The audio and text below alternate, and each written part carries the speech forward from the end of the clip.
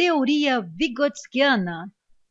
Lev Vygotsky nasceu em 1896 e teve uma vida curta e faleceu de tuberculose aos 38 anos em 1934. Formou-se em Direito e adquiriu também excelente formação no domínio das ciências humanas, língua, linguística, literatura, filosofia e outros. Ensinou psicologia e foi colaborador do Instituto de Psicologia Experimental de Moscou. Se dedicou também ao estudo de crianças surdas e cegas. Juntamente com outros teóricos, Vygotsky pesquisou sobre o desenvolvimento mental, criando a psicologia histórico-social. A preocupação central destes estudiosos seria compreender as funções psicológicas superiores. As funções, elas têm suporte biológico, pois são produtos da atividade cerebral. Portanto, partindo de estruturas orgânicas elementares, formam-se novas e complexas funções mentais. Interessante é que Vygotsky estudou as funções psicológicas do ser humano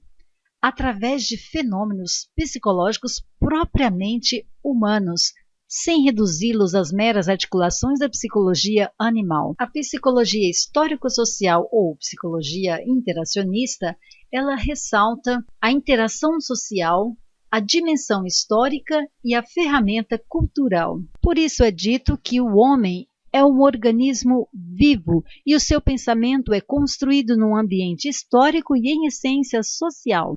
No estudo desta psicologia foram analisadas 4 linhas de desenvolvimento. A filogênese está relacionada ao desenvolvimento da espécie. Cada uma tem características próprias. A ontogênese, que está relacionada ao desenvolvimento do homem enquanto indivíduo e sua evolução. A sociogênese quer dizer história da cultura. Cada sociedade se organiza de forma diferente. E a microgênese, relacionada às atividades, pois cada pequeno fenômeno tem sua história. São as experiências individuais. Vygotsky estudou a constituição do sujeito psicológico e, para isto, criou um novo método, o método genético experimental. Neste novo método, a abordagem é histórica e explicativa, e não meramente descritiva. Os fenômenos psíquicos são estudados como processos em mudança, em transformação, e não meramente como objetos ou produto. Outra inovação é em relação ao conceito de atividade, afirmando que funções psicológicas são efeito e causa da atividade social dos homens. A atividade, por sua vez, se cumpre pela mediação, que refere-se à função que os signos e sinais têm na comunicação entre os homens. Entre o homem e o mundo existe a ação, e essa ação ela é mediada por instrumentos. Pode ser instrumentos físicos ou instrumentos psicológicos ou simbólicos. Esses instrumentos físicos podem ser aqui representados pelos instrumentos agrícolas, por exemplo, uma enxada, ou então uma faca, um machado, etc. Aqui nos psicológicos nós podemos mencionar a representação mental e também a língua, ou a linguagem.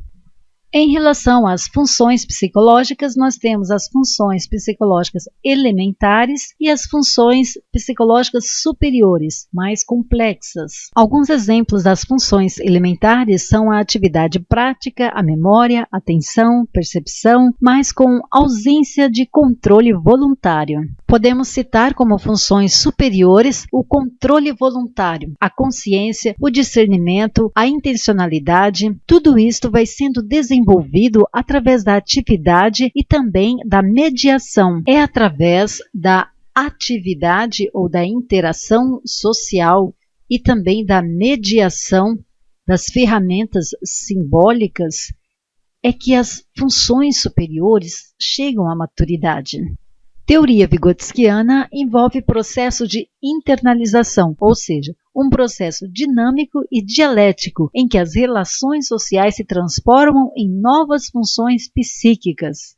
O interpsíquico, nível social, precede o nível intrapsíquico, nível individual, transformando profundamente os modos de funcionamento da percepção da memória e do pensamento. O processo de internalização é, portanto, a apropriação do social de uma forma particular. Vamos exemplificar com a fala. Ela permite a comunicação interpessoal, que será internalizada e resultará na reorganização da ação. Por isso, o processo de internalização é também a reconstrução interna de um processo externo, ou seja, a transformação de fenômenos sociais em fenômenos psicológicos através do uso de ferramentas e signos. Por isto, Vygotsky defende que o desenvolvimento social precede o desenvolvimento individual. Na teoria vygotskiana, a ferramenta psicológica mais importante é a linguagem, porque é o fator que diferencia o homem do animal inferior. É através da linguagem que o homem se apropria da experiência acumulada pela espécie humana no decorrer da história. A linguagem amplia o universo do indivíduo, uma vez que o liberta do mundo perceptual imediato, pois analisa objetos, abstraindo e generalizando suas características,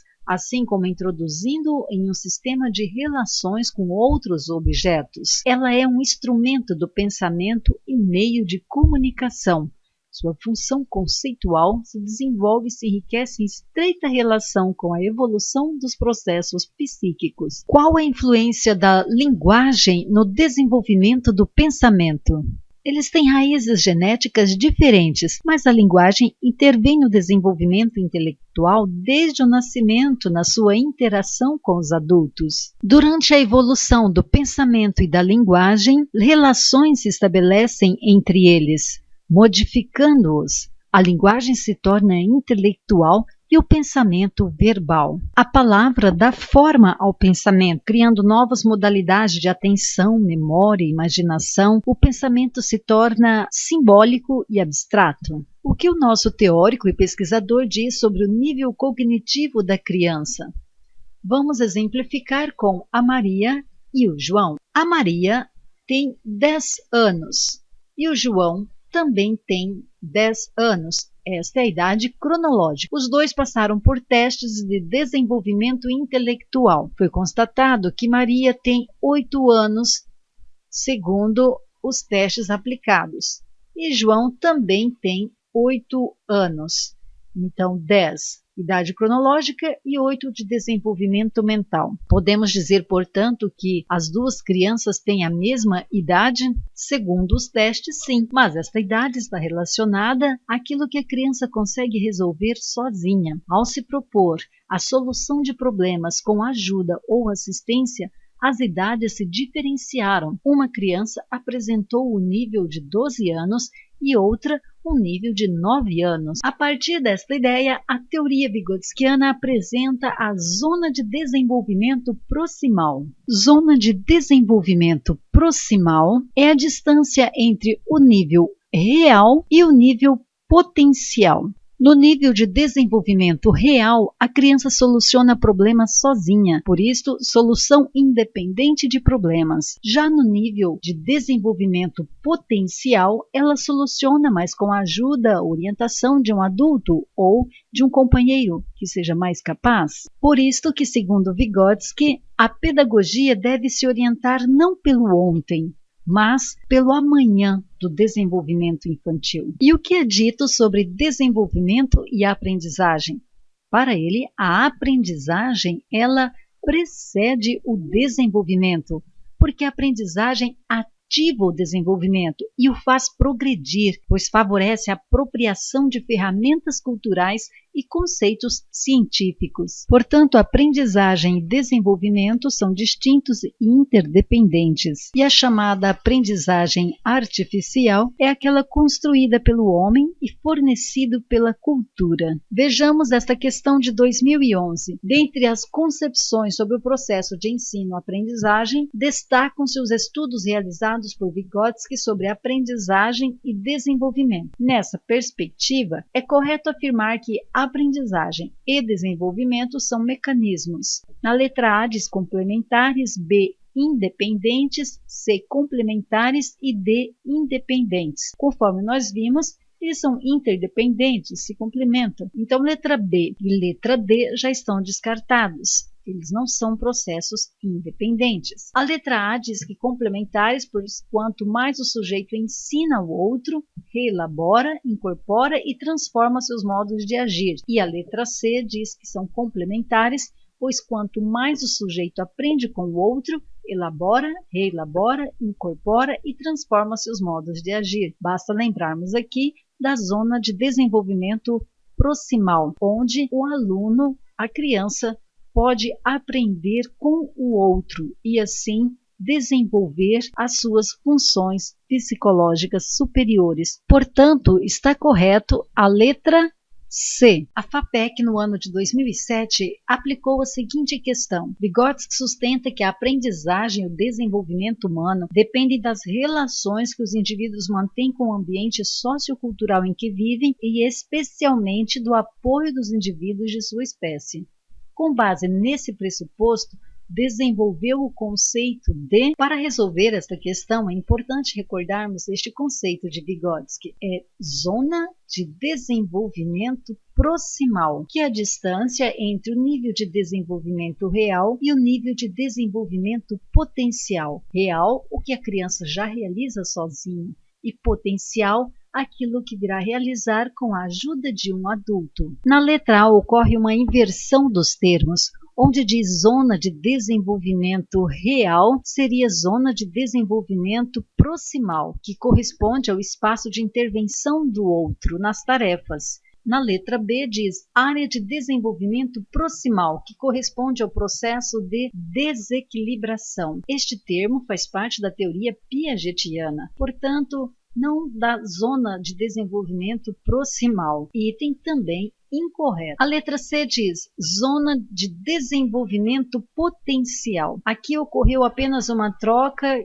que é muito comum entre potencial e proximal. O nível potencial é o que pode vir a realizar uma criança se for auxiliada. E zona de desenvolvimento proximal é que corresponde ao espaço de intervenção do outro nas tarefas as quais a criança não é capaz de realizar sozinha. Portanto, os termos aqui estão trocados. Na letra D diz zona de adaptação. O termo adaptação, que envolve os processos de assimilação, acomodação, também faz parte da teoria piagetiana e não vygotskiana, portanto, também está incorreto. Agora sim, nós temos uma resposta com os termos certos e as definições corretas. Zona de desenvolvimento proximal, que corresponde ao espaço de intervenção do outro, adulto, professor, mediador, nas tarefas quais a criança não é capaz de realizar sozinha e precisa do apoio externo. Para tanto, o mediador deve levar em consideração o que a criança realiza com autonomia. Este momento é o nível real e o que pode vir a realizar se for auxiliada é o nível potencial. Resposta correta. Conheça aqui os autores e o material consultado para a realização deste nosso estudo.